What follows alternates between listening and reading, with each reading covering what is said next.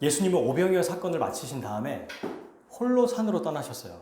왜 그랬죠? 15절에 보니까 많은 사람들이 표적을 보고 기적과 이적, 그러니까 배가 불러지는 이 놀라운 역사를 보고 임금을 삼으려고 한 거예요. 그랬더니 사람들에게 벗어나기 위해서 산으로 가셨습니다. 사복음서 모두 이 오병이어가 기록되어 있는데 마가복음에는 왜 예수님이 홀로 산에 갔는지를 설명하고 있어요.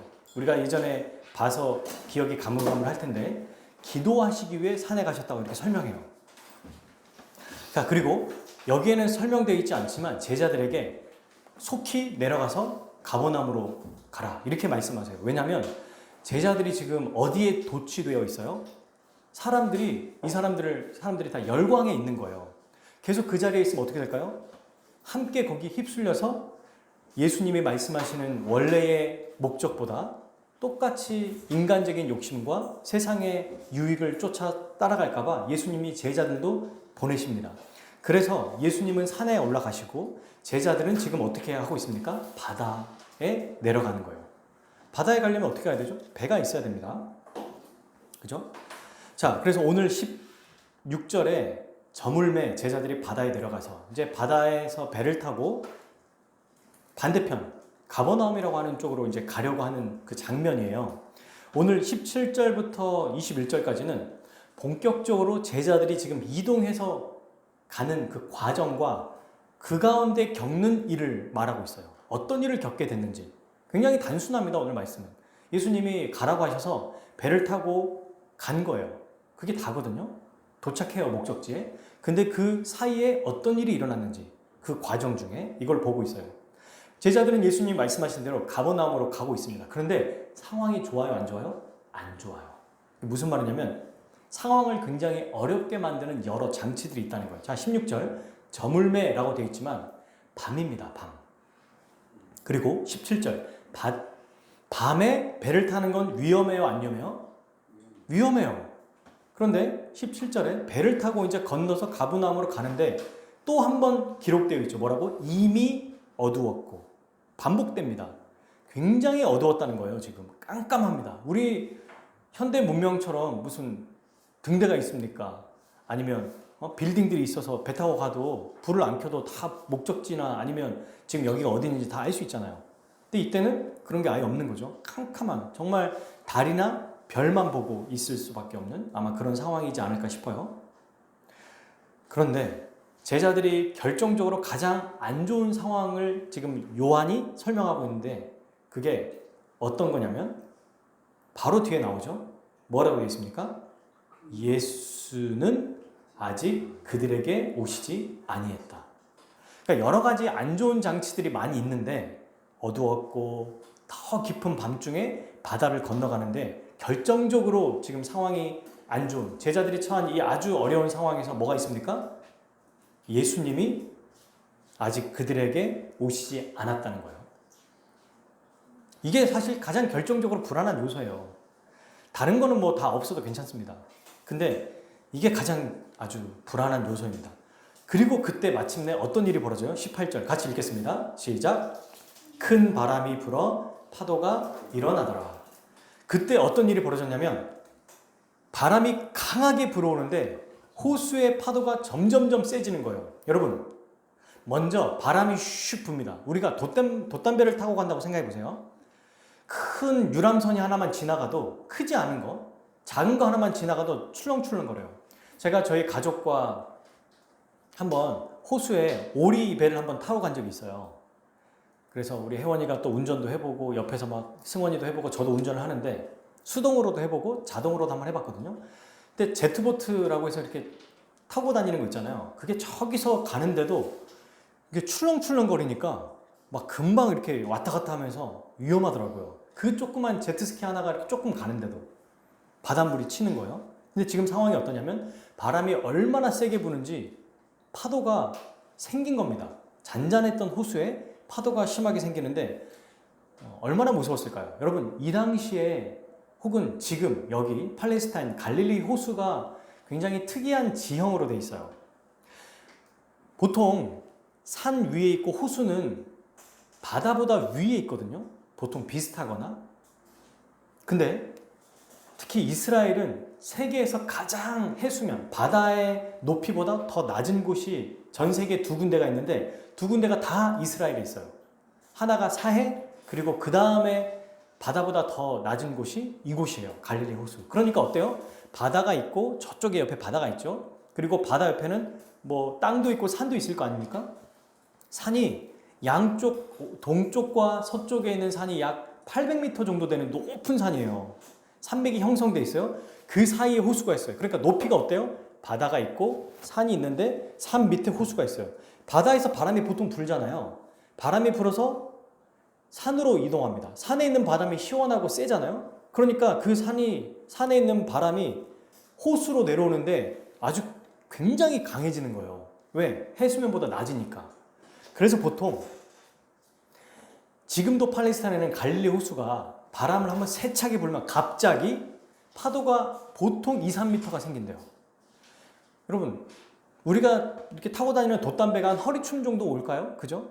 그래야 이렇게 올라탈 수 있잖아요. 허리춤 정도밖에 안 돼요, 돛담배가. 근데 3m 정도, 여기서부터 이 높이 정도, 우리 건물의 높이 정도까지 되는 그만한 파도가 온다고 생각해 보십시오. 하나가 아니라 수없이. 그리고 배가 출렁거리고 얼마나 무서웠을까. 그죠? 물을 맞는 건 뭐 문제도 아니고 배가 뒤집히는 것도 사실은 얼마든지 가능한 일입니다. 지금 이런 상황이에요. 그러니까 18절에 큰 바람이 불어 파도가 일어나라. 이 정도가 아니라 3m 정도 되는 파도가 계속 덮치고 있고 막 배는 왔다 갔다 흔들리고 지금 굉장히 어두운 상황이고 예수님도 안 계세요. 이 상황에 지금 뭐 하고 있냐면 그래도 말씀대로 하려고 어떻게든 가려고 하고 있습니다. 19절 제자들이 노를 저어 10여리쯤 가다가 10여리가 10리 정도 되죠. 우리로 말하면 한 4km, 5km 정도 되거든요. 근데 지금 제자들이 오병이어 사건에서 가버나움까지 가는 거리가 10km예요. 10km. 죽을 뚱살뚱 정말 최선을 다해서 갔는데 가운데인 거예요. 그리고 더 이상 못 가고 있습니다. 인간이 할 수 있는 모든, 말하자면 제자들이 할 수 있는 최선을 다해서, 이들은 어부들이니까 누구보다도 이 지리를 잘 알 거예요. 물에 대해서 더 잘 알 거예요. 그래서 어떻게든 이렇게도 해보고 저렇게도 해봤겠지만 못 나갑니다. 새벽 내내 갔는데 이 시기가 언제냐면 이미 어두울 거라고 말할 때 새벽 3시에서 새벽 6시 사이를 얘기하거든요. 그러니까 이 한 새벽까지 계속 움직이는 거예요. 오병이어 때 여러분 예수님이 말씀하시고 저물었을 때 밥을 먹을 거 아닙니까? 그때 뭐 10분 만에 먹는 것도 아니고 오랫동안 먹었겠죠. 그러니까 이미 밤이 돼서 내려갔고 새벽 한 3시부터 6시 사이까지 밤부터 그때까지 계속 노를 저었다는 거예요. 근데 이미 도착해야 되는데 밤밖에 못 갔어요. 왜? 바람과 파도가 너무 세니까. 지금 이 상황에서 어떤 일이 벌어졌어요? 예수님이 나타나십니다. 19절 중반부죠. 예수께서 바다 위로 걸어 배 가까이 오심을 보고 예수님이 마침내 오시는 거예요. 근데 배를 타고 오신 게 아니고 걸어서 옵니다. 바다를 걸어서 온다니까요, 지금. 얼마나 놀랐냐면 보고 두려워하거늘. 마가복음에 보면 예수님이, 여러분 기억나시나요? 나도 그때 우리 뭐 이렇게 약자로 외웠던 거 기억나는 것처럼 예수님이 이렇게 걸어가면서 마가복음에는 어떻게 되냐면 직접 오신 게 아니라 지나가세요, 거기를. 놀라는 것도 아니고. 여러분 귀신은 보통 예수님이 나야 하면서 오시면 되는데 오 하는데 예수님이 옆으로 가요. 옆으로 보는 거예요, 제자들을. 그 얼마나 무서웠겠어요. 왜 그렇게 하셨는지 모르겠지만 하여튼 여기에는 예수님이 오셔서 무서웠고 그 마가복음에서는 두려워한 정도가 아니라 귀신이다 이러면서 놀랬거든요. 이걸 보면서 이제 우리는 알 수 있는 거죠. 아, 지금 이 제자들이 너무 두려웠구나. 너무 무서웠구나. 그러니까 생각해 보십시오. 밤이죠. 폭풍과 파도도 일어나죠. 너무너무 무서운 거예요. 근데 어떤 형상이 오고 있는데 상상도 못했을 거예요. 바다 위를 걷는다? 이게 말이 됩니까? 걸어오는데 어때요? 옆으로 지나가. 예수님을. 더 놀래요. 그래서 지금 이런 상황에서 예수님이 뭐라고 하시냐면 나다. I am who I am. 헬라어로 에고 에이미. 여기 지금 우리 개역개정에는 내니라고 돼 있는데 나다라는 뜻이에요. 나다, 두려워하지 마라. 이 나다가 뭡니까? 내가 바로 하나님이다라는 뜻이거든요. 하나님께서 모세에게 떨기나무에 나타나실 때 I am who I am, 나다. 그냥 하나님은 설명하실 필요가 없는 거예요. 그냥 나다라고 말씀하시는 겁니다. 그래서 하나님은 자신을 계시하실 때, 자신을 나타내 보이실 때 구약 성경에서 나다라고 말씀하실 때 어떤 일을 행하시냐면 구원을 이루시거나 우리를 보호해 주시거나 인도해 주시거나 약속을 해 주시거나 그분이 말씀하신 것들을 행하실 때 나다라고 말씀하십니다. 자기라고 말씀하시는 게 가장 강력한 약속의 증거예요. 이보다 자기 자신을 거시는 그것보다 더 강력한 약속의 맹세는 없거든요. 예수님이 그 용어를 그대로 갖다 쓰십니다. 여기에. 그 말은 뭡니까? 두려워하지 말라는 거예요. 내가 왔다. 걱정하지 마라. 이제 다 해결됐다. 이 말이거든요. 나다. 그러면서 뒤에 또 덧붙여 주시죠. 두려워하지 마라. 이미 예수님은 나다라고 말씀하실 때 그의 모습 속에서 나타나요. 바다를 걸으셨잖아요. 전능하심을 지금 얘기하고 계시는 거예요. 인간이 아니라 신적인 권능을 가지고 자연과 만물을 다스리는 분. 인간이지만 바다에 빠지지 않으세요. 왜? 전능하신 하나님이시니까. 자기가 누구신지 알려주시는 거예요. 그리고 걸으십니다. 그러니까 예수님은 모든 상황을 통제하실 수 있고 조정하실 수 있다는 거예요. 예수님이 나다라고 하는 순간 이미 이 안에는 평강과 은혜와 모든 문제가 해결되는 겁니다. 자, 그래서 이제 걱정과 근심이 다 사라졌죠. 그런데도 예수님은 또 얘기해 주세요. 두려워하지 말라. 이 두려워하지 말라는 실제로 육체적인 두려움도 있겠지만 우리에게 적용해 보면 모든 두려움을 다 얘기하는 거겠죠.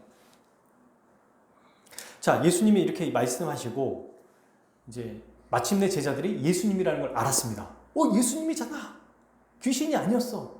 예수님이시구나 라는 걸 알았습니다. 그랬더니 이들이 어떻게 반응했고 그 결과 어땠는지 20절에서 21절에서 설명합니다. 같이 읽어볼까요?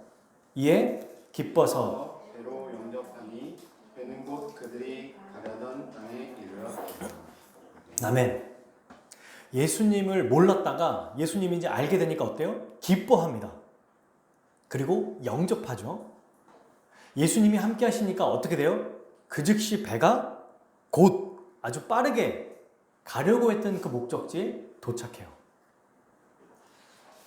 이게 여러 가지 오늘 말씀의 의미가 있겠죠. 예수님이 함께 하실 때 그분이 전능하시기 때문에 그분과 함께 있고 그분 안에 있을 때 반드시 목적지에 도달한다는 거예요. 반드시. 자, 저는 이제 이걸 좀 우리가 생각해 보고 싶어요. 제자들은 왜 두려워했을까요? 왜? 여러 가지 이 얘기를 할 수 있을 겁니다. 한밤중에 바다에서 배를 타고 가야 됐던 거. 제자들이 모르지 않았을 거예요. 특히 밤에 밤바람이 얼마나 더 무섭습니까? 근데 파도가 막 2, 3m 막 몰아칠 때 갑자기 이런 일이 안 일어났다가 일어난 게 아니라 언제든지 일어날 수 있는 지형이잖아요. 근데 이런 상황에서 지금 배를 타고 간다? 무서웠을 거예요. 그리고 파도 때문에 배가 뒤집어질 것 같다는 두려움도 있었어요. 하지만 여러분 결정적으로 두려웠던 게 뭔지 아세요? 여러 가지 두려운 상황이 있었지만 앞에서 오고 계신 그 예수님이 누군지 인지하지 못했기 때문이에요. 몰랐던 거예요. 예수님, 그러니까 걸어오시는데 그분이 누군지 모르니까 마침내 두려웠던 겁니다. 여러 가지는 다 참았어요. 어떻게든 막 가고 있었어요. 환경적인 요인들로 충분히 두려울 수 있지만 예수님 자체가 누군지를 모르시니까 그들이 두려워한다고 말하지 않았습니까? 가까이 걸어오심을 보고 두려워하거늘. 진짜 두려움은 환경적인 요인이 아니라 예수님이 누구신지 모를 때 생긴다는 거예요. 이거는. 이들이 두려움에 휩싸이는 것은 두 가지의 부족입니다. 첫 번째는 지식의 부족이에요. 예수님이 어떤 분이신지 모르고 있는 겁니다. 여전히 그분의 능력을 모르는 거예요. 이미 어두웠고 오시지 않았고 그들이 두려워했다. 이거는 요한복음에서 영적으로 보면 그들이 여전히 영적으로 눈이 아직 떠있지 않았다고도 볼 수 있어요. 여러분 보십시오. 그 직전까지도 무슨 일을 경험했어요? 오병이어 사건을 경험했습니다. 사람들이 원하는 대로 달라는 대로 줬어요. 제자들은 막 신나가지고 줬을 거예요. 힘이 뭐 계속 났겠죠. 피곤한지도 몰랐을걸요. 예수님께서 제자들에게 떡을 나눠주라고 할 때 줄 때마다 막 계속 생기는 거예요. 그리고 마지막 정리하는데 큰 광주리에 12개나 떡과 물고기가 다 남겨져 있는 거. 얼마나 기뻤을까. 예수님의 전능하심을 알았는데 여기서는 또 모르는 거예요. 그건 그거고 이건 이거다 생각하고 어떤 분이신지 모르는 겁니다. 그리고 두 번째, 이 지식에 대한 부족이죠. 예수님이 누구신지 모르는데. 두 번째는 기억의 부족이에요.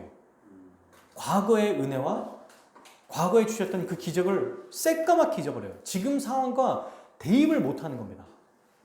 그 결과 두려움에 사로잡힙니다. 바다 어부는 여러분 산전수전 다 겪은 사람이에요.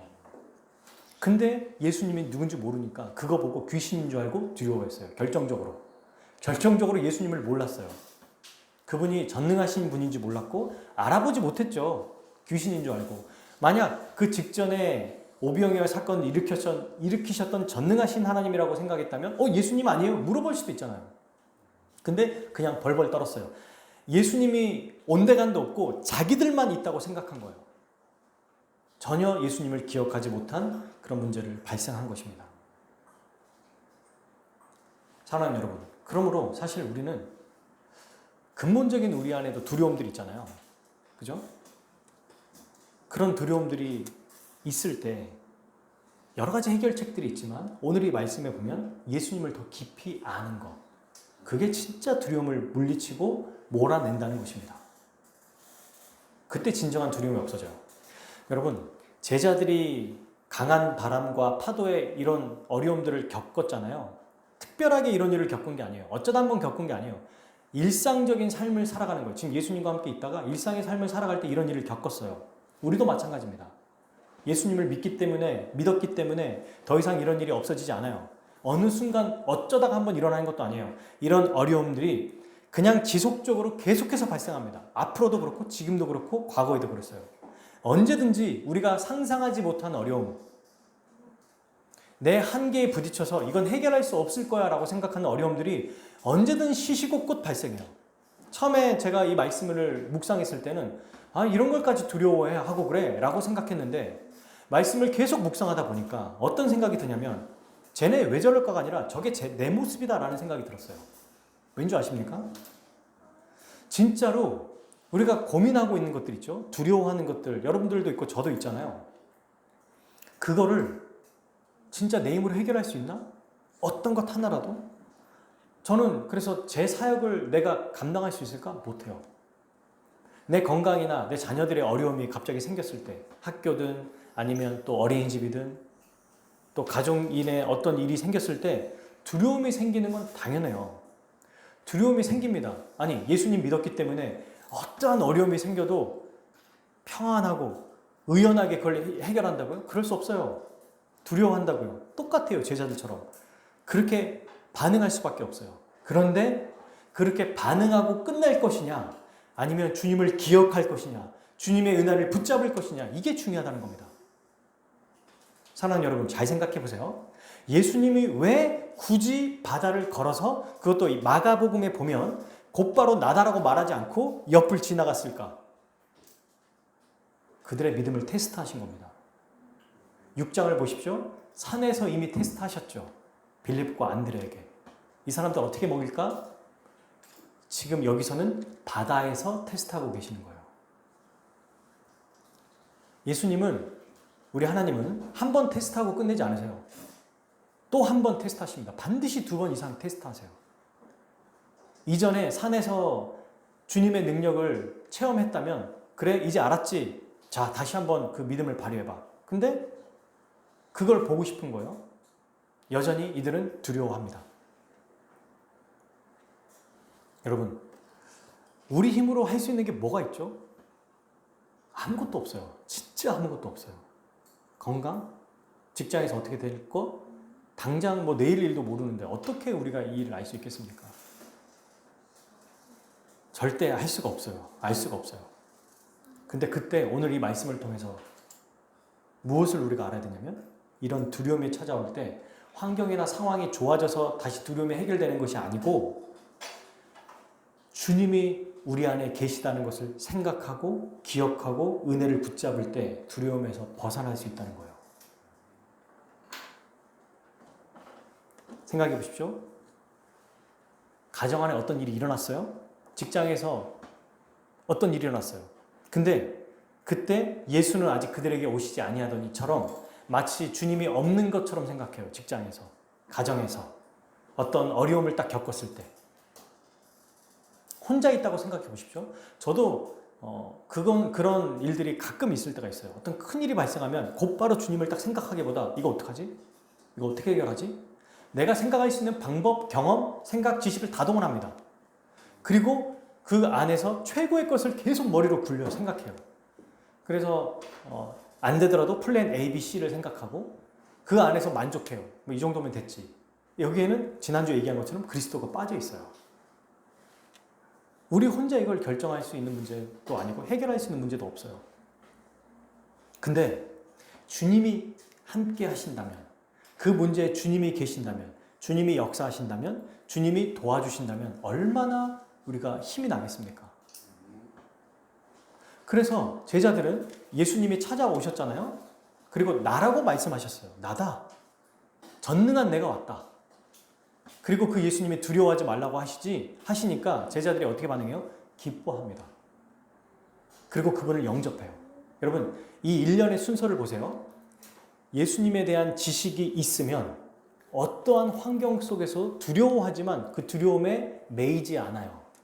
두려워하지만 두려움에 빠지지 않아요. 두려워하지만 다시 이겨냅니다.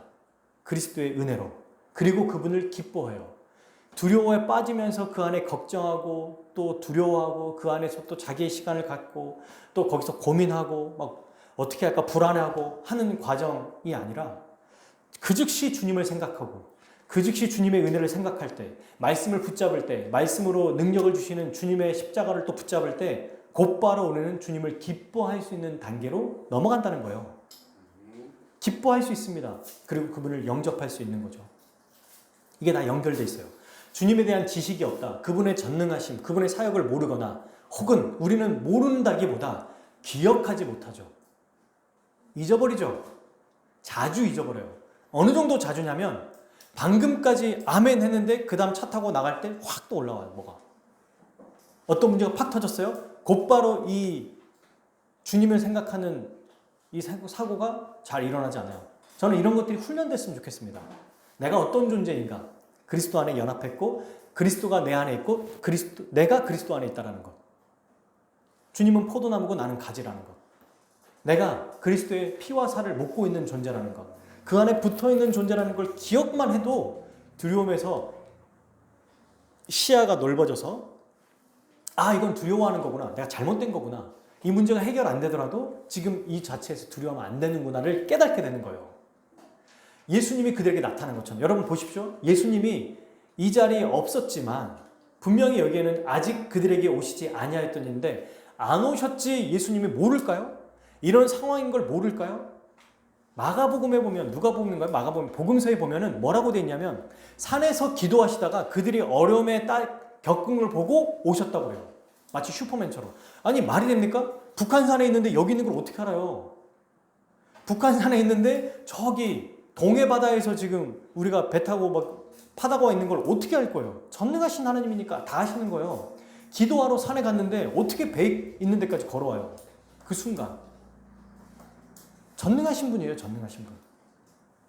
아직 계시지 않는 것 같지만 주님이 다 그들을 돌보고 계시고 있었던 것입니다. 그들은 생각하지 못했어요. 이들은. 주님의 은혜를, 주님의 역사를, 주님의 능력을. 그런데 주님이 오셔서 말씀해 주셨죠. 그러므로 여러분, 우리는 예수님이 언제 어느 때든 우리와 함께 하시고 우리와 동행하시고 우리의 모든 문제들과 두려움과 걱정과 근심에 함께 하시고 그 문제를 해결해 주시기를 원한다는 것을 생각해야 돼요.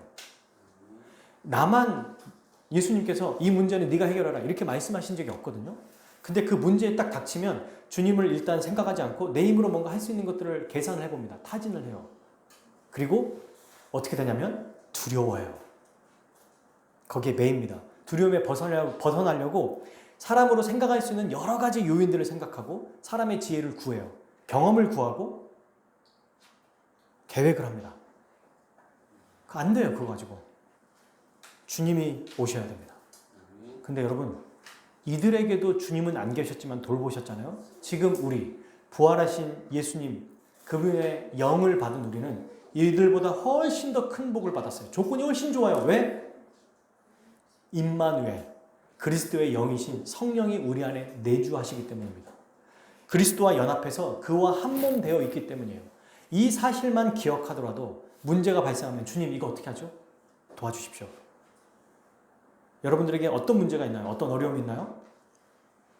무엇이 여러분들을 두렵게 합니까?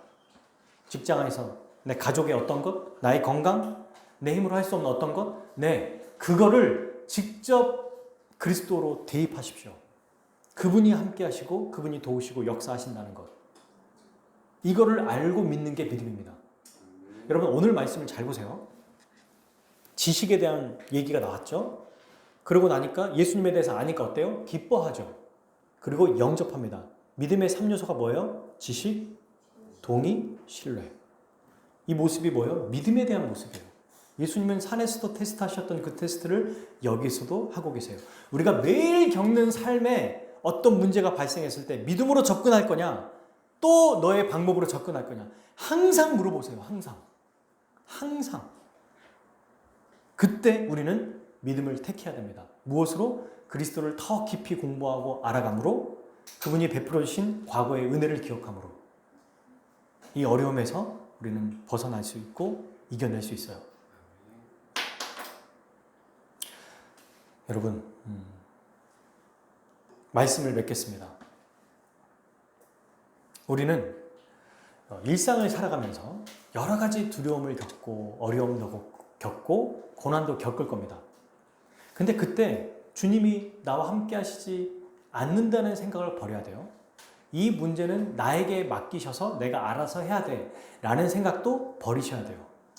제자들은 아주 까마득하게 이 눈에 보이는 환경 때문에 주님을 잃어버렸어요. 잊어버렸어요. 우리는 그리스도와 연합된 존재라는 것 잊지 말아야 됩니다.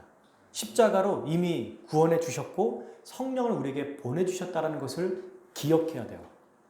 주님이 우리의 모든 문제에 관심이 있다는 것을 기억해야 됩니다.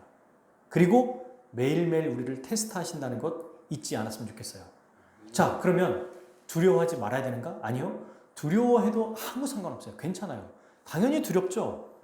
여기의 말씀의 핵심은 그러니 두려워하지 말라가 아니에요. 두려워할 수 있어요. 근데 두려워했기 때문에 예수님이 그들을 혼내거나 책망하고 다시 가셨나요? 아니에요.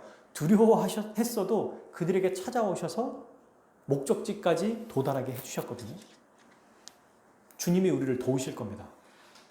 두려움 가운데 있을지라도 주님을 붙잡고 의지할 때 말씀을 통해서 다시 나를 기억해라. I am who I am. 다시 말씀하시는 거예요. 오늘 우리가 어떤 어려움 가운데 어떤 문제가 여전히 해결되어 있지 않거나 어떤 고민이나 어려움들이 있을 때 이 말씀을 기억해야 됩니다. 나다. 두려워하지 마라. 그리스도의 은혜, 그걸 생각한다면 두려움이 사라지게 됩니다. 그리고 주님을 기뻐하고 영접하게 될 거예요. 사랑하는 여러분, 저는 오늘 그래서 우리가 이렇게 매주마다 주님에 대해서 더 알아가고 또 한번 확인하는 과정이잖아요. 이 주일 예배가. 그리스도를 더 깊이 알았으면 좋겠어요. 그분의 역사, 그분의 위대하심, 전능하심, 동시에 과거에 주셨던 은혜, 어제까지, 방금 전까지 주셨던 그 은혜, 이거를 잊지 않아야 돼요. 문제가 발생할 때마다 꺼내와야 됩니다. 바로바로 꺼내야 돼요. 바로바로. 그 즉시 꺼내야 돼요. 이게 훈련돼야 됩니다. 그죠? 이보다 더 좋은 건 없어요. 바로바로 꺼내서 써야 돼요. 곧바로. 그리고 주님을 바로 대입하는 거예요. 그러면 두려움이 사라지고 혹은 두려울지라도 거기에서 벗어날 수 있어요. 그리고 마침내 주님을 기뻐할 수 있습니다. 너무 멋있잖아요. 매일매일 주님을 기뻐하는 거. 주님을 기뻐하라고 말하는데 어떻게 기뻐해야 될지 몰랐거든요. 근데 오늘 말씀에서 나오네요. 그리스도에 대해서 알아갈 때, 그의 은혜를 생각할 때, 그것을 현실 하루하루에 대입하고 살아갈 때 그 문제들이 해결되거나 혹은 나의 믿음이 성장하고 그것들을 벗어나고 매여 있던 곳에서 완전히 나아갈 때 내가 어떤 것들을 해결하지 못한 어떤 죄에서 벗어날 때 그걸 이길 때 그때 우리 두려움이 사라지고 주님만을 기뻐할 수 있게 됩니다. 주님을 기뻐하지 않으면 반드시 다른 어떤 걸 기뻐하거든요. 근데 주님을 알아가면 나의 문제보다 더 크신 주님이시구나. 세상을 내가 이겼다라고 말씀하신 그 주님이 나와 함께 하시고 함께 하실 뿐만 아니라 전능하신 그분이 나의 문제를 해결하실 수 있는 분이구나. 이걸 믿는다면, 이거 안다면 우리는 주님을 기뻐하고 매일매일 그분이 나의 왕의 자리에 다스리도록 영접하게 될 거예요. 그러면 당연히 어떻게 될까요? 우리의 삶이 주님이 기뻐하시는 대로 거룩한 삶을 살아가게 되겠죠. 마침내 이미 우리에게 주어진 하나님 나라의 완성을 이 땅에서도 매일매일 기쁘게 맛보지 않겠습니까? 그러므로 우리 매일매일 그리스도를 배우는 일에 힘쓰고 특히 어려운 일과 두려움에 휩싸일 때 그때 더 주님을 생각하고 주님에 대한 지식과 주님에 대한 기억을 생각하여서 마침내 두려움을 극복하고 주님을 기뻐하며 영접하는 우리 사랑하는 모든 화목교회 성도 여러분 되기를 주님의 이름으로 축복합니다. 아멘. 우리 함께 같이 찬양하겠습니다.